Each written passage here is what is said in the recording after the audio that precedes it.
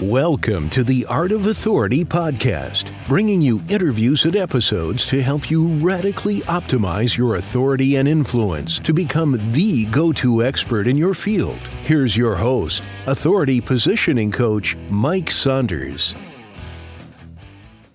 Hello and welcome to this episode of the Art of Authority. This is Mike Saunders, the authority positioning coach. Hey, today I'm talking about something really interesting because I get this question frequently.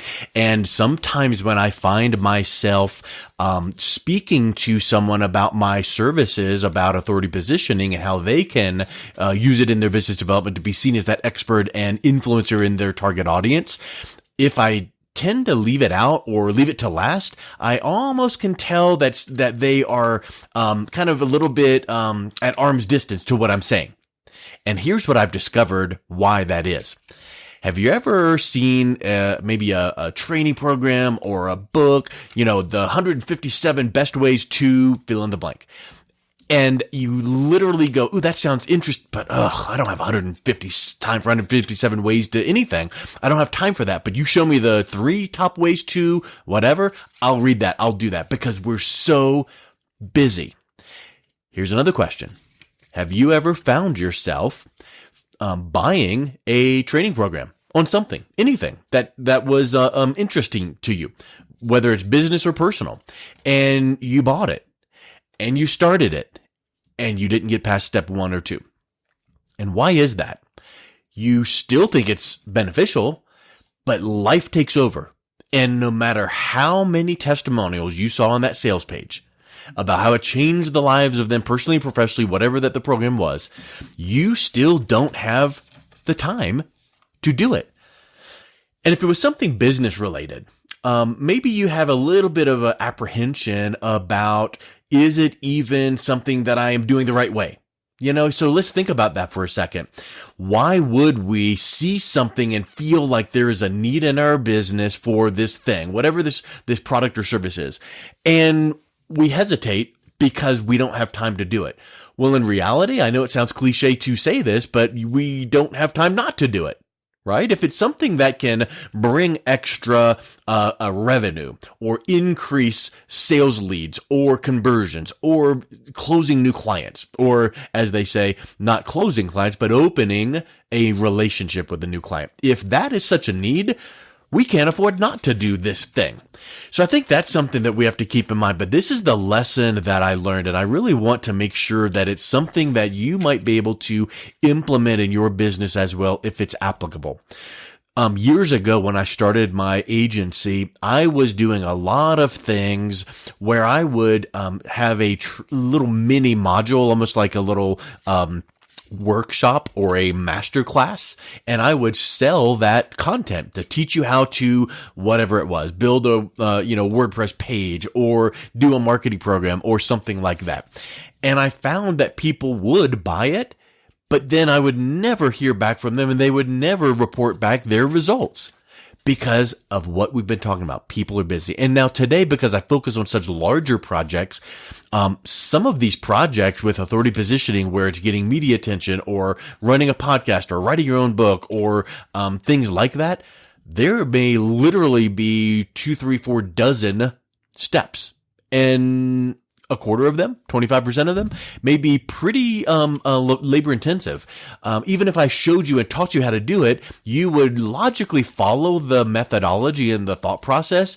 And then when it comes time to do it, it would be very tentative because you would worry and wonder about, am I doing it right? Is this the best way to do it? And I get some questions sometimes about some of these, what I would view as very easy steps. Literally, a very simple thing. And it just kind of came to me one day that people need to understand logically why a certain thing in regard to authority positioning, marketing packages, why it is vital for us to have that going in our business, because building your authority is your number one priority to grow your brand, to grow your business. But it hit me one day that while they need to understand it, they don't need to do it. So if this is you, think about your business. Think about what it is that will attract and draw your best prospect through the buyer's journey, because everyone has in their mind 2 to 3 main questions that they must answer before they come to work with you, whatever your product or service is. They have to understand these things. And what is it about your company, your brand, your offerings that would make someone say, that's the person I at least want to shortlist? Now, let's put it this way. There is no magic bullet that says, do this and click, here comes, streams of revenue while you're sitting on the beaches of the world. That is just unrealistic. But what is it about you that would make someone sit up and take notice? Think about the last time you've gone to a conference. Did you look up and see the keynote speaker? Did they do a really good job? Did you feel like, they really do know what they're talking about? And maybe they had a book, or maybe they were, talking about the last conference they were at where they keynoted, or the conference that they are at is a high-end conference. So you're seeing them in front of you and you're learning from them. And they're not selling you. They're teaching you. They're educating you. They're an advocate for your success because they want you to understand whatever the topics are. Well, that's being an expert and an influencer. How can you do that in your business?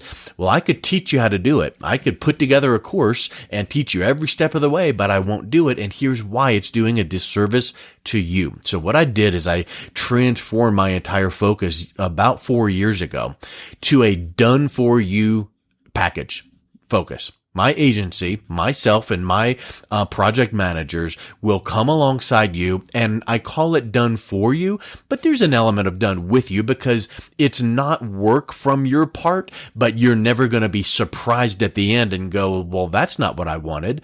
So it's done for you because the work and the heavy lifting is done by me and my team, but it's done with you because you are apprised and updated every step of the way, giving approvals for the content. So for instance, if it's one of my packages where I bring you on my podcast and do a really in-depth interview that makes you look like the rock star that you are, and then we do write up a professional multimedia press release for that, and then we take that and transcribe it be included into the first chapter of our Amazon best-selling book series, so that you're a published author and you're seen as that expert, your name and pictures in the front of the book. Guess what you do? You do a 20-minute phone interview, and that's it. You're off doing what you do in your business, growing your business, building your relationships. Myself and my team, we take that interview and we do all the production on the back end. We write up that professional press release and send it to you for approval. Now, you glancing over that press release, reading through it, you're either going to go thumbs up, that's great, or send it back and go, hey, I made these 2 tweaks. We just wanted to make this phrase say this way, but here's the final copy. Well, how much time did that take you? A minute and a half? Right? And then about a week and a half later, you get another email that says, hey, here's our interview all cleaned up and spruced up in this beautiful 8-page written document, which is now going to be included in our Amazon best-selling book series. Take a look over it, make sure it came out the way that you wanted. And you either hit reply and go, looks awesome, thank you so much, because my picture's at the bottom, my contact information, this is exactly what we talked about. This is the best sales pitch I could ever give without being salesy. Thank you. Or you send it back and you're like, oh, hey, it looks awesome, and I made these 3 tweaks because I wanted to just fine-tune this or make that statement. But how much time did that take you? Maybe 15 minutes, because you have to read a few pages and maybe make a tweak or two.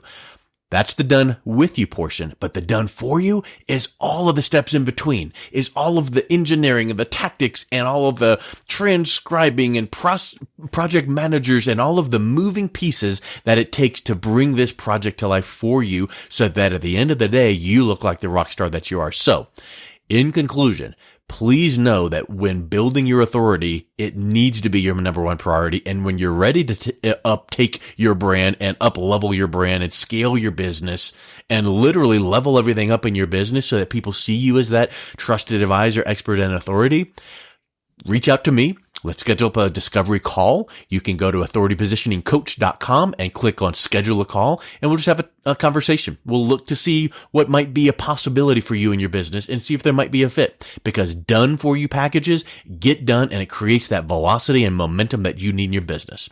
Make it a great day. You've been listening to the Art of Authority podcast. Are you interested in building your authority positioning as the number one strategy to grow your business, brand, and influence? Book your authority audit today. This 7-point audit of your current authority position will uncover opportunities and show you how to be seen as a leading expert and authority your industry looks to for advice. Visit www.authoritypositioningcoach.com.